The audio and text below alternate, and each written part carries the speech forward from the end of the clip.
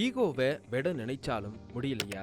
இந்த டிப்ஸை இனிமே ஃபாலோ பண்ணி பாருங்க. அவனை விட எனக்கு எல்லாம் தெரியும் அப்படின்னு நாம நினைக்கும் பெரும்பாலான நேரங்கள்ல ஈகோ பிறக்குது.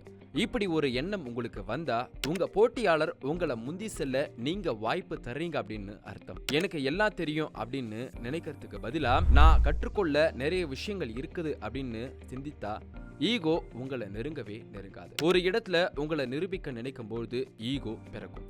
அங்க இருக்கும் உங்க போட்டியாளரிடம் கற்றுக்கொள்ள பழகிக்கோங்க.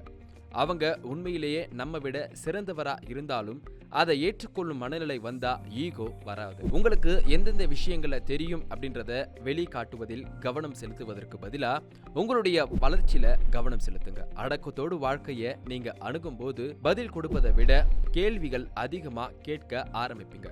குழுவா இயங்கும் போது இது எல்லாம் என்னால் தான் நடந்தது அப்படின்னு இருக்காதீங்க. 10 கைகள்ல 2 கை மட்டுமே என் கை அப்படின்னு நீங்க சொல்லுங்க.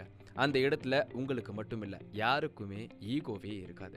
ஈகோவை கிளறும் விஷயங்கள்ல கவனம் செலுத்தாம அங்கிருந்து வெளியேறிடுங்க, அல்லது உங்க அடுத்த கட்ட வளர்ச்சிகள் கவனம் செலுத்துங்க.